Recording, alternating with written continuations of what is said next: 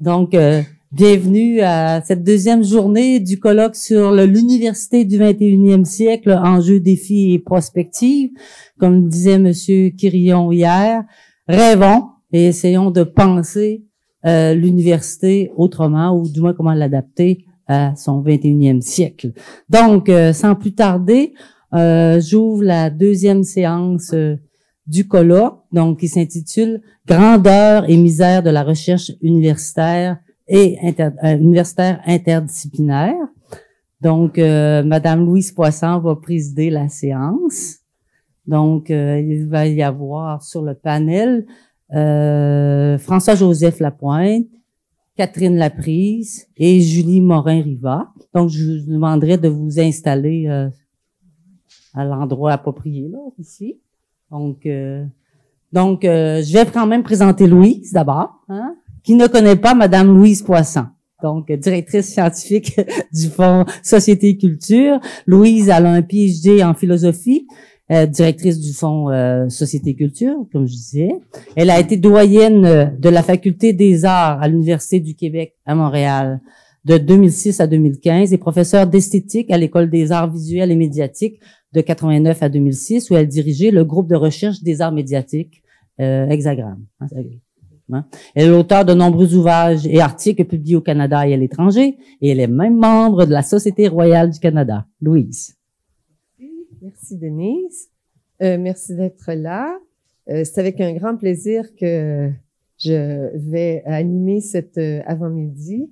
On peut dire que les intervenants d'hier ont très bien préparé notre journée puisque la plupart des gestionnaires d'universités qui sont intervenus, pas la plupart, tous, les gestionnaires d'universités qui sont intervenus hier ont placé l'intersectorialité comme un enjeu majeur, principal de l'université du 21e siècle. Et il y a beaucoup d'autres enjeux, je le sais, notamment les liens entre la formation et l'insertion professionnelle à une ère du numérique où on ne sait même pas de quoi les emplois auront l'air. Alors, d'avoir placé l'intersectorialité, c'est peut-être pas par hasard d'ailleurs, au centre de leur présentation hier, je pense que ça annonce très bien la rencontre d'aujourd'hui. D'ailleurs, Grandeur et misère, c'est aussi, ça évoque un titre d'ouvrage très important et qui était Grandeur et misère d'une victoire. Alors, l'ouvrage de Clémenceau. Et je pense qu'il faut le garder en tête que faut pas s'arrêter juste sur le mot misère, qui est le dernier des deux mots, mais sur victoire, d'une victoire. Ça rappelle la douleur. Oui, d'hier, oui. Aujourd'hui, on va entendre des chercheurs qui se sont, eux, si on peut dire, colletés avec l'intersectorialité. Des gens qui ont choisi d'orienter leur recherche, on pourrait dire, aux limites de leur discipline, aux limites et même aux frontières, et parfois ont osé croiser leur discipline avec d'autres disciplines. Ce ne sera pas le cas de tous les intervenants, mais ont croisé leur discipline avec d'autres disciplines, avec audace, passion même, je crois, en essayant justement d'unir deux domaines qui leur tenaient à cœur et qui ont donné lieu à des rencontres qui étaient au départ réellement improbables. Je vais vous présenter le premier intervenant, sans plus tarder, et c'est vraiment quelqu'un, je crois, qui a uni deux passions. François-Joseph Lapointe, qui est biologiste et bioartiste, professeur au département de sciences biologiques de l'Université de Montréal. Et là, vous aurez compris qu'il y avait certainement un doctorat pour être professeur de biologie à l'Université de Montréal, mais il a aussi un doctorat en art, en danse, je crois, et en art de performance. Il est donc professeur à l'Université de Montréal où il dirige le laboratoire d'écologie moléculaire et d'évolution. Dans le cadre de ses recherches scientifiques, il s'intéresse à la phylogénétique, à la systémique, ainsi qu'à la génétique des populations. Dans le cadre de sa pratique artistique, il s'inspire des modèles de la biologie moléculaire et de la génétique à des fins de création. Il est co-titulaire de la chaire McConnell à l'Université de Montréal en recherche-création. Je félicite d'ailleurs l'Université de Montréal d'avoir pris l'initiative d'ouvrir une chaire en recherche-création. C'est une très belle idée. Merci Louise. Bonjour et bon matin à tous. Merci pour cette introduction. Ceux qui étaient à l'ACFAS l'an dernier se rappellent que j'étais sur la même scène, c'était à l'UQAC, pour vous parler dans le cadre du premier colloque du scientifique en chef qui s'intitulait « La recherche hors piste, oser la rupture ». Et certains se rappelleraient de ma métaphore du chercheur interdisciplinaire comme étant un couteau suisse à tout faire, ou encore un médiateur entre différentes cultures, ou encore un traducteur entre différentes langues. Eh bien, cette année, au colloque, on m'a demandé de vous parler de l'université du 21e siècle, comme si j'étais un expert dans le domaine. Et vous répétez peut-être encore une fois l'importance pour moi de l'interdisciplinarité. Donc, voici le titre qui m'a été attribué parce que j'ose avouer que j'ai manqué la date limite et je n'ai même pas envoyé de titre. Ce sont donc les organisateurs du colloque qui ont choisi un titre pour moi et même écrit un résumé. Je vous en félicite. Mais vous n'étiez pas sans savoir que le sous-titre, la recherche hors piste, c'était le colloque de l'année dernière, mais le sous-titre, un sport extrême, ne pouvait pas mieux cadrer avec ma personnalité, puisque vous le savez peut-être pas, mais je suis un ex-athlète de haut niveau. J'ai rêvé d'aller aux Olympiques, mais je n'ai jamais réussi. Mais j'ai couru contre Ben Johnson. J'étais sur l'équipe du Québec en athlétisme. Ça, c'est pour la partie sport. La partie extrême, je suis aussi un musicien extrême. J'ai pendant 10 ans été chanteur d'un groupe métal. Donc, voilà, un sport extrême, ça me va très bien. Donc, me voici aujourd'hui pour vous parler de mon parcours, mes échecs et succès, plus ou moins sinueux et atypiques. Si j'avais choisi mon titre, ça aurait été de l'interdisciplinarité à l'intersectorialité. Et vous n'êtes pas sans savoir toutes les déclinaisons du terme interdisciplinarité sous toutes ses formes. Il existe aussi pour moi deux grandes formes d'intersectorialité que j'appellerais, comme les forces électromagnétiques, l'intersectorialité faible et l'intersectorialité forte. L'intersectorialité faible fait référence peut-être à des secteurs disciplinaires qui sont plus habitués à travailler ensemble. Je donne comme exemple la médecine et l'ingénierie, alors que l'intersectorialité dure ou l'intersectorialité forte, c'est ce que je fais, c'est lorsqu'on essaie de combiner le domaine des sciences à l'art. Ou si vous préférez, combiner la recherche et la création, même si les méthodes sont différentes, les objectifs sont différents, les discours sont différents. Recherche-création qui souvent vont être unis par un trait d'union pour montrer en quoi cette discipline-là est une façon d'hybrider les deux. Alors, bien sûr, l'image de Léonard de Vinci revient souvent. C'était d'ailleurs l'image que vous avez choisie pour l'ouverture du colloque hier. Il n'est pas anodin de noter que cette année, nous célébrons le 500e anniversaire de la mort de Léonard de Vinci. Donc, bien sûr, avant les silos et les problèmes d'interdisciplinarité et d'intersectorialité, il y avait des gens qui étaient capables de tout faire, ce qui, bien sûr, est impossible maintenant. Il n'en demeure pas moins qu'il y a de plus en plus de voix qui s'élèvent pour un retour à cet humanisme-là.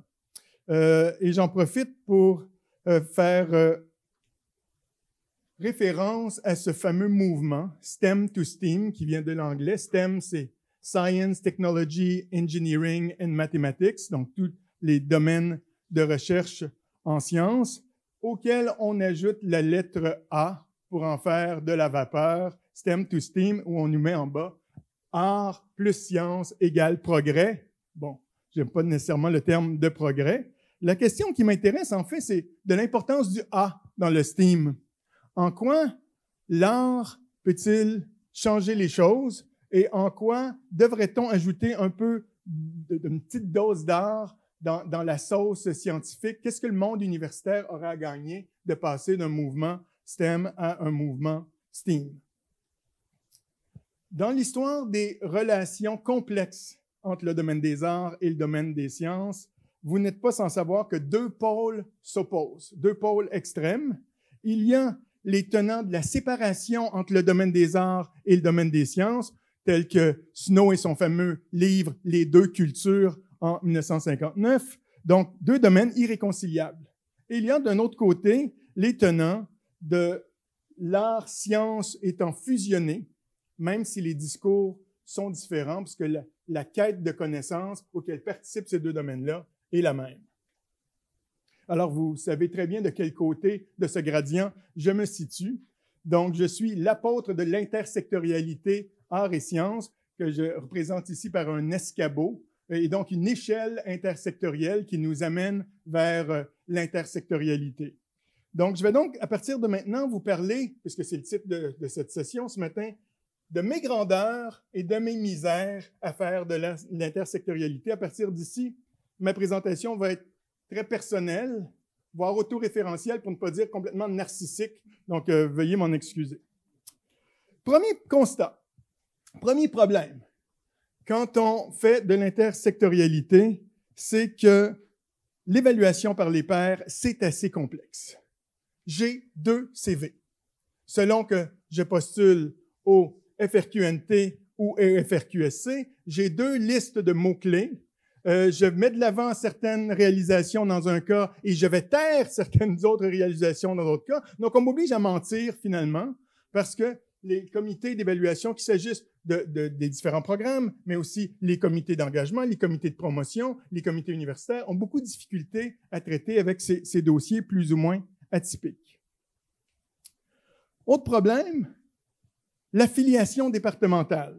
Oui, bien sûr, Louise Poisson vous l'a dit, j'ai 2 doctorats, mais je suis engagé par la Faculté des arts et sciences au département de sciences biologiques. Si je veux superviser un étudiant en danse, si je veux superviser un étudiant en art, ben, où est-ce qu'il s'inscrit, cet étudiant? Et où vont les crédits étudiants? S'il s'inscrit dans un département qui n'est pas le mien, mais c'est moi qui le supervise, eh bien, ben, les crédits étudiants vont aller dans un autre département. Heureusement, à la Faculté des arts et sciences, les 2 sont sous le même toit, mais dans certaines situations, ça peut rendre les choses assez complexes. Je ne veux pas parler contre tous les éthiciens qui sont dans la salle. La fameuse paperasse éthique, bon, paperasse, peut-être que ce n'est pas le bon terme, c'est les contraintes éthiques qui m'ont été, que j'ai rencontrées au cours de ma formation et au cours de mes projets, montrent un peu le ridicule de la chose. Quand j'ai déposé un projet qui avait pour but de faire danser l'ADN et donc de séquencer l'ADN des interprètes pour en faire une chorégraphie dans le but d'éliminer le chorégraphe, tout de suite, parce qu'il s'agissait d'ADN et de sujets humains, mon sujet est passé au comité d'éthique de la recherche en médecine. Je suis à la Faculté des arts et sciences. Et là, il a fallu que j'aille défendre ça à des gens qui sont habitués d'évaluer des études cliniques. J'avais un document de 14 pages à remplir, dont la moitié des questions, je mets NA, NA, NA, ça ne s'applique pas, tel que l'anonymisation des données. Ben, j'ai demandé aux danseurs de danser le propre ADN, il n'y avait rien d'anonyme dans ça. Donc, vous voyez un peu le ridicule de la chose. Maintenant, on me connaît. On me connaît au comité d'éthique et ils sont habitués de me voir, mais j'imagine leur face la première fois quand ils ont vu ça arriver dans leur papier. Quoique, on est en train, oui, je pense qu'on a reformé complètement le système d'évaluation éthique à l'Université de Montréal. J'ai hâte de voir ça va être quoi la prochaine fois parce que c'est des nouvelles personnes. Ceci étant dit, j'aime bien les bioéthiciens et donc, plutôt que de passer beaucoup de temps sur les misères de l'interdisciplinarité et intersectorialité, je vais vous parler de quelques succès maintenant. Eh bien, c'est grâce à ces enjeux éthiques-là que nous avons été financés par un programme d'action concerté du FRQ il y a quelques années, spécifiquement pour s'intéresser aux enjeux de conduite responsable en recherche et en éthique dans le cadre des projets de recherche-création. C'est-à-dire, si vous êtes un administrateur universitaire et vous recevez une plainte, par exemple pour fraude, pour plagiat, pour mauvaise utilisation des données, on sait comment faire quand c'est un projet en médecine ou en sciences humaines. Qu'est-ce qu'on fait quand c'est un projet de recherche-création? Et donc, en collaboration avec Bryn Williams-Jones, qui est un collègue en bioéthique, Philippe Gauthier, qui est à l'école de design, et moi-même, qui était le porte-parole de la recherche-création, on a développé une boîte à outils. Et si ça vous intéresse, j'ai des cartes ici, vous pouvez aller télécharger cette boîte à outils-là. Donc, tous les administrateurs de la recherche, tous les chercheurs-créateurs peuvent s'inspirer de ça. On a développé des études de cas pour démontrer ce que vous appelez du plagiat, c'est peut-être pas du plagiat. Ce que vous appelez un problème d'autorat, c'est peut-être pas un problème d'autorat. Ça fonctionne pas comme ça en art, comme ça fonctionne dans une étude clinique où il va y avoir 48 auteurs sur un article. Bien sûr, une autre des grandeurs de l'intersectorialité, Rémi en a parlé, c'est le fameux programme Audace qui a été lancé l'année dernière par les FRQ. Et donc, j'ai été très heureux d'être financé par ce programme-là. Donc, j'ai fait partie de la première cohorte d'audacieux qui avait soumis un projet qui s'intitulait « Quand les bactéries font la loi », puisque je travaille sur le microbiome dans le cadre de mes recherches scientifiques. Et nous avons réussi à mettre ensemble une équipe avec des gens en droit, en philo, en bioéthique, en sciences politiques, moi en biologie, et comme partenaire, le laboratoire de sciences judiciaires et médico-légales du ministère de la Sécurité publique pour regarder c'est quoi les enjeux de l'utilisation éventuelle des empreintes bactériennes à des fins d'identification criminelle. Vous connaissez tous les empreintes digitales, les empreintes génétiques. Qu'est-ce qui va arriver le jour où nos bactéries vont être capables de nous identifier? Croyez-moi, ce n'est pas de la science-fiction. Et on a été très heureux. Donc, voici une autre grandeur de mes réussites. J'aurais jamais pu réussir à faire ça sans le programme Audace. Merci.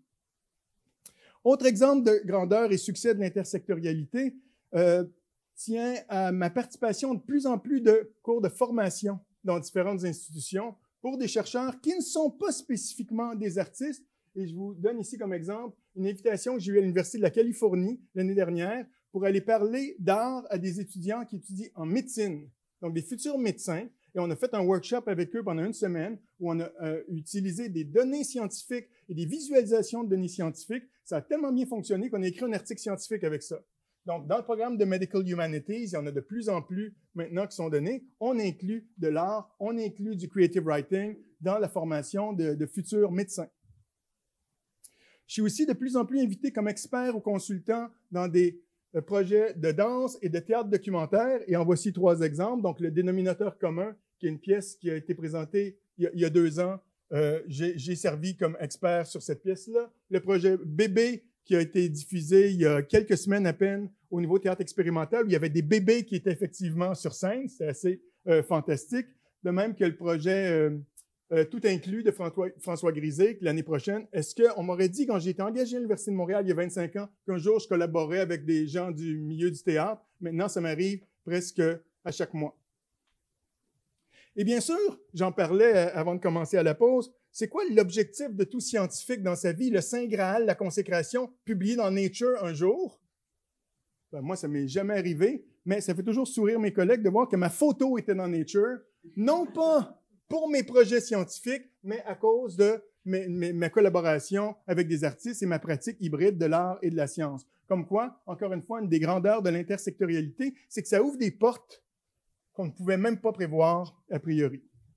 Et bien sûr, ben, le summum, on en a parlé, je pensais vous annoncer un scoop ce matin, c'est l'attribution pour la première fois cette année à l'Université de Montréal, il y a des chaires qui ont été annoncées en recherche-création et avec une collègue, Marie-Marc Cousineau de l'École de criminologie et Vardit Ravitsky de l'École de santé publique, nous avons obtenu cette chaire sur la réappropriation de la maternité, c'est-à-dire qu'on s'intéresse aux violences obstétricales, non pas simplement dans une perspective obstétricale ou de recherche, mais en lien avec les partenaires du milieu, les maisons de naissance, les mamans, les intervenants, et bien sûr des artistes qui vont venir travailler avec nous pour aborder cette question-là sous différents angles.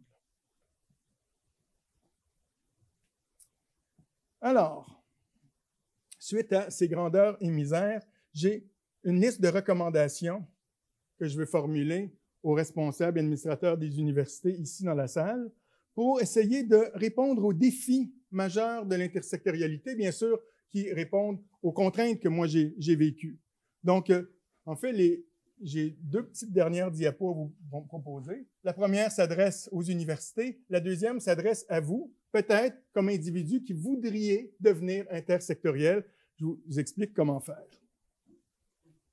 Alors, définir des nouvelles métriques de succès.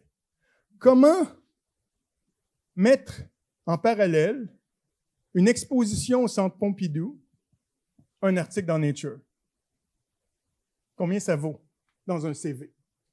Quand on a les deux, ou quand on a plus de un que de l'autre, comment on est capable d'évaluer ça? Comment les comités d'évaluation sont capables de tenir en compte d'un profil hybride qui, à la fois, va avoir des contributions artistiques et à la fois va avoir des contributions scientifiques. Comme je vous le disais, c'est la raison pour laquelle j'ai 2 CV. Et même dans quel ordre dans mon CV je vais présenter ça? Deuxième problème. Je pense qu'on doit proposer des nouveaux modèles de formation. On en a parlé pendant toute la journée hier. Le programme SACRE qui existe à Paris PSL en est un pour sciences, arts, création et recherche. La question du STEM to STEAM aussi adresse cette question-là. Moi, une question qui m'intéresse est de savoir, et on a eu des exemples hier de l'Université d'Ottawa où les gens étaient capables de faire musique et génie à la fois.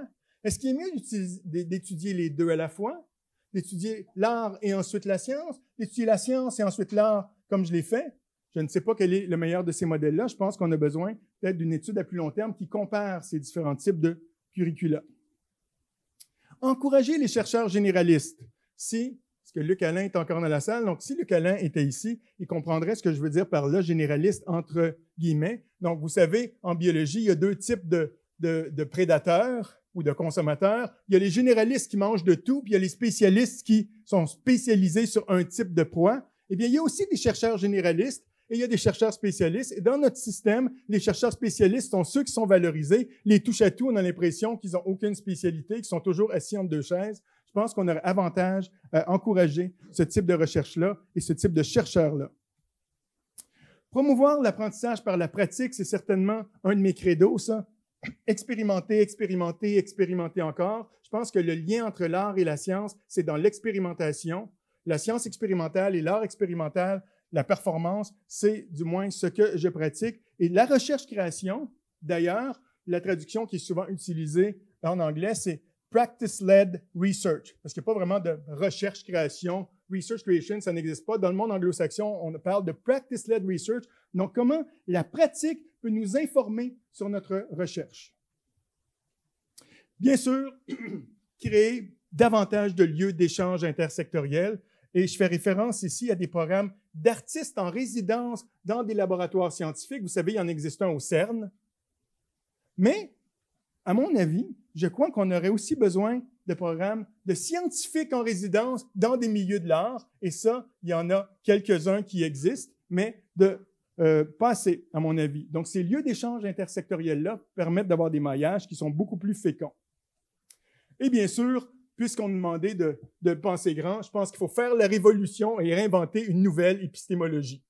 Ce ne sera pas nécessaire de le faire ici ce matin ensemble, mais je pense qu'on peut déjà se demander comment on peut réinventer un nouveau type d'épistémologie qui met l'intersectorialité comme pierre angulaire du succès. Alors ça, c'est ce qui était mon message aux universitaires, aux administrateurs des universités. Maintenant, pour les individus dans la salle, je termine avec ma liste de qualités que vous devez posséder ou développer pour devenir intersectoriel. Être patient. En fait, toute la page aurait pu être ça. Être patient. Ça m'a pris 10 ans. Être curieux. Être audacieux. Bien sûr, c'est le nom du programme Audace. Oser rencontrer l'autre, ne pas avoir peur d'aller vers l'autre qui, des fois, ne parle pas le même langage que soi. Toujours, constamment se remettre en question, douter, douter et douter encore. Accepter la différence sans qu'il y ait nécessairement de hiérarchie dans les savoirs et sans qu'il y ait de conflit entre les individus. Bien sûr, sortir de sa zone de confort. C'est pas facile de sortir de sa zone de confort. La première fois que je suis arrivé dans un cours en études et pratiques des arts, tout le corpus de littérature qui était là, je n'avais jamais entendu parler de ça. Se renouveler sans cesse, échouer, échouer encore et recommencer. Je suis un partisan de l'échec. Certains savent que j'ai même mon petit scrapbook où je colle toutes mes lettres de refus et que je montre à mes étudiants, montrant que quand il y a 10% de succès, c'est déjà beau. J'ai l'air winner maintenant, mais croyez-moi, il y a eu beaucoup d'embûches à mon parcours et surtout, jamais ne se décourager parce qu'à la fin, le jeu en vaut la chandelle. Et vous avez ici la preuve que j'étais chanteur d'un groupe heavy metal, comme quoi j'ai fait de l'art, de la science, de la musique et j'ai fait de l'athlétisme. Donc, effectivement, le couteau suisse me va très bien. Merci.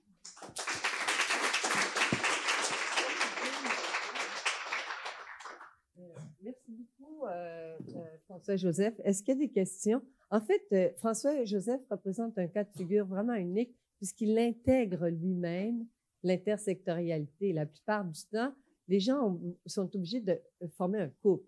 Toi, comment dire, C'est à la fois l'artiste, et c'est vrai que les enjeux sont pas tout à fait les mêmes. On demande en ce moment beaucoup aux scientifiques, je reviens sur un de tes...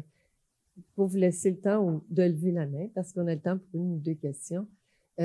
Tu signalais que ça t'a pris beaucoup de temps, 10 ans, c'est très court, pour pouvoir te sentir inclus dans la communauté artistique.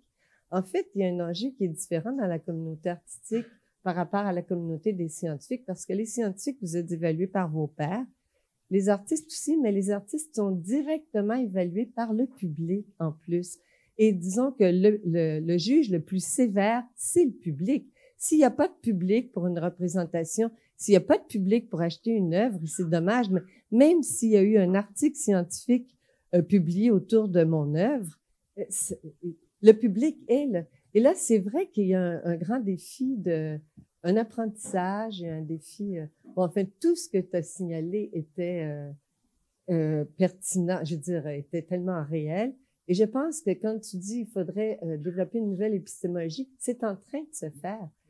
C'est en train de se faire. C'est-à-dire, on n'arrête pas de développer de nouvelles méthodologies, on pourrait dire ad hoc, à cause de la rencontre particulière entre ton approche et selon que tu es en théâtre ou selon que tu es en danse ou ailleurs. Est-ce qu'il y a des questions? Oui. L'argent fait marcher le monde, fait marcher la science. Ça prend le micro. Oh, d'accord. Oui, pardon. Jean-René Roy.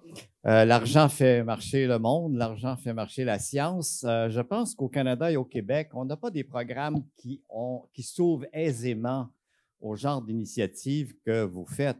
Ma question pour vous, est-ce que vous avez déjà fait application aux bourses Guggenheim aux États-Unis qui correspondent exactement au genre de choses que vous mettez de l'avant?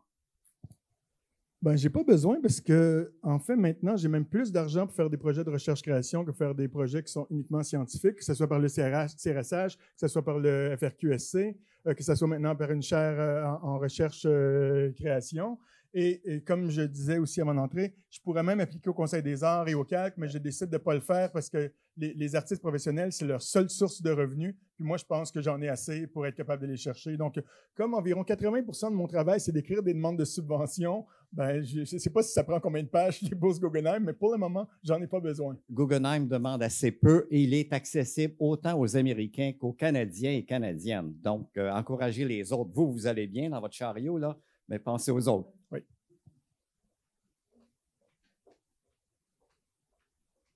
C'est une bonne idée en plus parce que même pour la recherche au Québec, ça ajouterait une dimension, on pourrait dire, internationale, très rehaussée. Donnez-moi pas plus de travail, s'il vous plaît. Non, mais on t'encourage. Bonjour, Francis Soutz, Université de Sherbrooke. Dans le fond, je me demandais, est-ce que c'est difficile d'aller chercher des étudiants, puis comment venir combler un peu le manque de connaissances d'un côté ou de l'autre au niveau sectoriel, soit un étudiant en art qui essaye de développer des compétences là, au niveau de la biologie ou l'inverse? Non, c'est pas difficile parce que la curiosité est là, qui est certainement le moteur de l'intersectorialité pour moi, c'est la curiosité avant tout. Donc, le problème, ce sont les structures, effectivement. Donc, si je veux superviser un étudiant en art et qu'il s'inscrit au département d'histoire de l'art et que c'est moi qui le supervise, bien, les crédits étudiants ne vont pas nécessairement au bon endroit. Donc, moi, mon fantasme dans mon laboratoire, ben, qui se réalise en ce moment, c'est d'avoir des étudiants de différentes disciplines qui sont assis autour de la table et par effet de brassage, par percolation, cette information-là se transmette d'une personne à l'autre. Donc, je n'exige pas et je ne propose pas comme modèle que tout le monde fasse 2 doctorats pour éventuellement devenir un couteau suisse intersectoriel. Je milite par contre pour la formation d'individus qui, d'une manière ou d'une autre, ont été capables d'acquérir une double formation. Soit on est en fait un bac en musique et ensuite peut-être un 2e bac en génie, on en a vu, ou qui font déjà de l'art ou qui font de la danse de manière par hobby et qui étudient en médecine. Ces étudiants-là deviennent des interprètes, deviennent des médiateurs qui permettent d'expliquer, parce que c'est ça qui est le plus difficile en fait, les problèmes de discours et de langage. Quand je m'adresse à un artiste ou quand je m'adresse à un scientifique, des fois, je peux parler exactement de la même chose, ils ne comprennent pas la même chose, mais si je suis capable de passer de l'anglais au français, de passer de l'art à la science, bien, on est capable. Donc, pour moi, on doit créer des individus qui sont des polyglottes. Et je donne souvent comme exemple que l'espéranto, ça a été une utopie naïve qui n'a jamais fonctionné en pensant qu'on allait un jour parler tous la même langue. Mais par contre, nous sommes tous ici multilingues. Et donc, pourquoi on ne fait pas la même chose dans le cadre de projets intersectoriels? Une dernière question. Merci beaucoup, François-Joseph, toujours divertissant et intéressant. J'aimerais ça t'entendre un peu plus sur ta proposition sur les nouveaux metrics, notamment. Parce que là, tu es devant des administrateurs, des bailleurs de fonds et autres, à être capable justement de mettre un Nature et un Pompidou en même temps. Comment on fait ça? Puis, ça serait quoi tes clés? C'est pas facile, mais... Je ne sais pas. Je ne sais pas. Je fais juste jeter un pavé à la mort. Et en fait, ces recommandations-là sont issues d'un article que j'avais soumis il y a quelques années. Je ne sais pas si tu te rappelles, Louise, le SEED Network, qui était Science, Engineering, Art and Design, a fait un appel de white paper sur c'est quoi les obstacles aux collaborations art sciences. Puis j'avais écrit un article qui s'appelait How I Became an Art Scientist. Il fallait faire une série de recommandations. Pour moi, la première recommandation, c'est qu'il fallait établir des nouvelles métriques pour être capable. Donc, je n'en ai pas, j'ai jamais réfléchi plus en détail là-dessus, mais peut-être que c'est une invitation aux gens dans la salle, aux administrateurs, à tous ceux qui sont sur des comités scientifiques, de voir qu'est-ce qu'on fait pour éviter que des individus comme moi, et je ne suis pas le seul, croyez-moi, soient obligés de taire une partie de leur vie professionnelle, cachée parce qu'on va voir ça même de manière négative. Ah, ben, tu aurais pu écrire un article de plus plutôt qu'aller faire une performance dans la rue. Et ça me fait permettre de déterminer le public, justement. Le public, normalement, pour moi, c'est un triangle. Art, science, si je mets public en haut, c'est que, bien sûr, quand je vais donner des conférences scientifiques, je rencontre du public, mais qui sont souvent un public averti, qui sont mes collègues. Quand on sort de l'espace académique et qu'on va dans la rue, toutes mes performances sont in situ dans la rue, ben là, on convoque un nouveau genre de public. Et puis, ben, l'art, c'est une autre façon de leur parler. Et je discute d'enjeux scientifiques par l'entremise de l'art. Donc, effectivement, ça permet ce que Samuel Bianchini de la chaire Arts et Sciences à Paris dit, de provoquer de nouveaux publics, mais pas pour les provoquer dans le sens de les choquer. On invente un nouveau genre de public en faisant ce genre de projet hybride-là. Un grand merci, François-Joseph.